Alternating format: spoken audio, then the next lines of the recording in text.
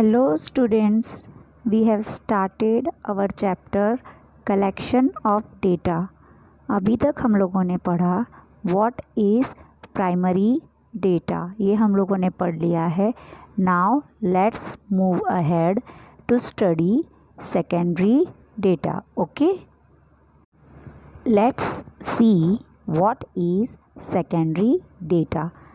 ठीक है, data gathered and recorded by someone else prior to, यानी जो भी डेटा इकट्ठा हुआ है, रिकॉर्ड हुआ है किसी और के ज़रिए, प्रायर टू यानी पहले से, एंड फॉर द पर्पस या किसी रीज़न के लिए, other than the current project, यानी हमारे पास कोई डेटा पहले से अवेलेबल है जो मैंने अभी मैं प्रोजेक्ट जो स्टार्ट कर रही हूँ उसके लिए कलेक्ट नहीं किया है.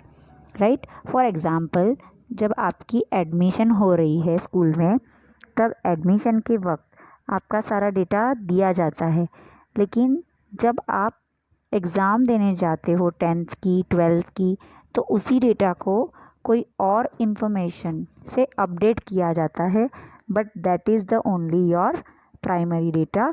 तो प्राइमरी डेटा को जो पहले वाला डेटा है उसी को हम लोगों ने आगे फॉरवर्ड किया, that is secondary data. Okay, now secondary data is data that has been collected for another purpose. मतलब जो प्राइमरी डेटा था, ठीक है, वो हमने जो कलेक्ट किया था, और अभी सेकेंडरी डेटा हम जिस पर्पस के लिए यूज़ कर रहे हैं वो दोनों पर्पस हमारा सेम रहे ऐसा ज़रूरी नहीं है. हमारे पर्पस भी अलग अलग हो सकते हैं. It involves less cost, time and efforts. इसके लिए हमें बहुत कम कॉस्ट लगता है, because the data is already available with us. Time भी कम लगेगा क्योंकि डेटा पहले से ऑर्गेनाइज्ड, अरेंज किया हुआ है, तो ये सारी चीज़ें हमें वापस से नहीं करना है. एंड एफर्ट्स, हमें मेहनत भी कम करनी पड़ेगी. So it involves less cost, time and efforts. Secondary data is the data that is being reused, यानी ये डेटा बार बार रीयूज्ड हो रहा है. अब वो इन डिफरेंट कॉन्टेक्स्ट, मतलब ज़रूरी नहीं है कि जिस तरीके से हमने डेटा लिया है और हम यूज़ कर रहे हैं वो सेम हो. For example data from a book वाला डेटा है, जैसे कोई एक चीज़ की स्टैटिस्टिक्स है, कोई एक चीज़ की इंफॉर्मेशन है, और वो इंफॉर्मेशन हम दूसरी बुक्स के लिए, रेफरेंस के लिए यूज़ करते हैं. हमने अपनी स्कूल की एडमिशन का एग्ज़ाम्पल लिया, ऐसे कोई भी एग्ज़ाम्पल्स कि एक डेटा हमारे पास है उससे हम दूसरा डेटा बना रहे हैं. ओके, अब डेटा कहाँ कहाँ से आते हैं. एक, internal sources. Internal sources of secondary data are usually, यानी जो डेटा है वो डेटा हम लोगों को इंटरनली जहाँ से मिल रहा है वो कौन सा है. Sales records, marketing activity, cost information, distribution reports and feedback, customer feedback. यानी एक पर्सन अगर बिजनेस कर रहा है उसे इंटरनल सोर्सेस, उसके लिए इंटरनल सोर्सेस कौन से हैं कि मेरी कंपनी में, मेरी बिज़नेस में कितना सेल्स हुआ है, क्या मार्केटिंग, मेरे प्रोडक्ट की मार्केटिंग एक्टिविटी क्या चल रही है, कितने कॉस्ट में चेंजेस आ रहे हैं. डिस्ट्रीब्यूटर रिपोर्ट्स, यानी जो मेरे डिस्ट्रीब्यूटर्स है, जो मेरे प्रोडक्ट को डिस्ट्रीब्यूट कर रहे हैं अलग अलग एरियाज़ में, उनकी रिपोर्ट क्या है, कहाँ पे प्रोडक्ट ज़्यादा बिक रहा है, कहाँ कम बिक रहा है.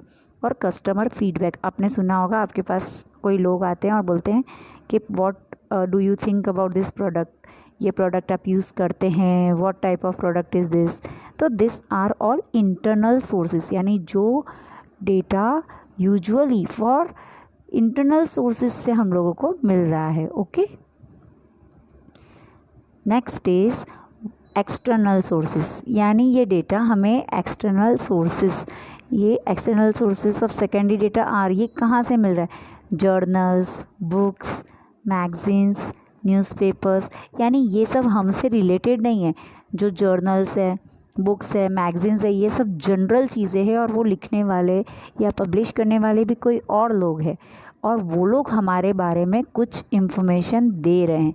तो ये external sources of secondary data है, जहाँ पर इंफॉर्मेशन हम खुद नहीं दे रहे, we are getting from that. Which are those external sources? Journal, books, magazines, newspapers, libraries, internet, all these are external sources of secondary data and they are used for financial applications. Okay. Next is what are the advantages and disadvantages of primary data. हमारे हर चीज़ में advantages भी होते हैं और disadvantages होते हैं। तो प्राइमरी डेटा के एडवांटेजेस क्या है?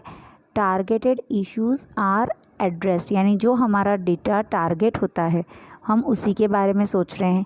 डेटा जो इंटरप्रेट कर रहे हैं वो बहुत बेटर है। एफिशिएंट स्पेंडिंग फॉर इंफॉर्मेशन, बहुत इजीली स्पेंड हो जाता है। डिसेंसी ऑफ डेटा, यानी जो डेटा है वो बहुत डिसेंट है।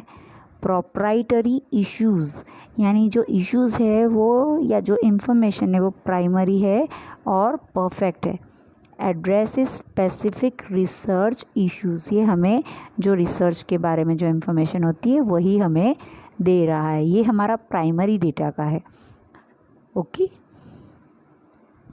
Next, disadvantages of primary data. Primary data में बहुत ज़्यादा कॉस्ट लग रहा है, बहुत टाइम कंज्यूमिंग है, इसके फीडबैक्स इनएक्यूरेट होते हैं एंड प्राइमरी डेटा में मोर नंबर ऑफ रिसोर्सेस रिक्वायर्ड रहते हैं। ओके। इसी तरह से अगर हम advantages and disadvantages of secondary data देखें, अगर हम प्राइमरी डेटा और सेकेंडरी डेटा को साथ में देखते तो इसके डिसएडवांटेजेस और एडवांटेजेस कंसीडर करना, कंपेयर करना हमारे लिए इजी होता है, इसलिए हम ये साथ में कर रहे हैं। तो एडवांटेजेस ऑफ सेकेंडरी डेटा क्या है? ईज़ ऑफ एक्सेस पहले से किया हुआ है। लो कॉस्ट टू एक्वायर, इसमें ज़्यादा हमें कॉस्ट नहीं लग रहा है। क्लैरिफिकेशन ऑफ रिसर्च क्वेश्चन, यहाँ पर जो भी क्लैरिफिकेशन है हम लोगों को जो क्वेश्चन के लिए या जिस चीज़ के लिए हम उसकी रिसर्च करें, जो डेटा इकट्ठा करें, हमें बहुत क्लियर रहता है और बहुत इजीली काम हो जाता है। मैं आंसर रिसर्च क्वेश्चन, जल्दी जल्दी उसमें काम हमारा आगे बढ़ते जाता है। These are the advantages of secondary data. Now the disadvantages of secondary data. Quality of research, यानी आप क्वालिटी ऑफ रिसर्च सोच नहीं सकते हो कि वो किस तरह की रिसर्च है, क्योंकि आप पहले से किसी और डेटा पे रिलाई कर रहे हो। You don't know the data you have collected, it is correct और it is not correct. Non specific to researchers need, हो सकता है जो इन्फॉर्मेशन मुझे मिली है राइट प्राइमरी डेटा के रूप में, पूरी तरह से जो मेरी आगे की रिसर्च के लिए मुझे चाहिए वो पूरी सेटिस्फाई नहीं कर पा रही है। इनकम्प्लीट इन्फॉर्मेशन, हो सकता है जो इन्फॉर्मेशन है that is incomplete, not timely, पुरानी इन्फॉर्मेशन है जो अपडेटेड नहीं हो पाई है। These are the disadvantages of secondary data. So we can say that our chapter collection of data is complete.